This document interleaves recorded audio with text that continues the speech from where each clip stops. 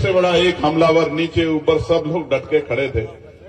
इतने हमले के बाद भी मनुवाद अगर ताकतवर है तो हमें चिंतन करना चाहिए कि उसका कारण क्या है, क्योंकि इतना खुल के मनुवाद के खिलाफ जब इतने पहरेदार खड़े हैं फिर भी मनुवाद तेजी से आगे बढ़ रहा है और उसकी जड़ें गहरी हो रही है और उसकी जड़ें हमारे घर तक है।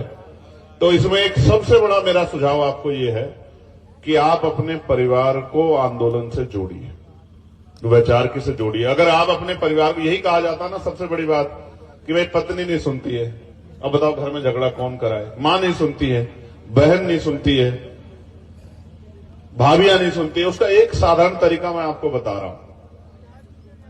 आपकी बात नहीं सुनती ना तो आप किसी दूसरे व्यक्ति को लाके खड़ा करो। किसी बहुत महिला हम पे ऐसी हैं, आंदोलनकारी, नेतृत्वकारी महिलाएं, मिशनरी महिलाएं जो महापुरुषों की विचारधारा को बताने काम करती हैं। उन महिलाओं को अपने घर में लाके अपने परिवार को सबसे पहले शिक्षित करो, क्योंकि परिवार के अगर दो पहिए हैं और एक पहिया अंबेडकरवाद की तरफ को जाता है और दूसरा पहिया मनुवाद की तरफ को जाता है तो गाड़ी वहीं रहेगी जहां से शुरू हुई थी, गाड़ी कभी आगे नहीं बढ़ सकती।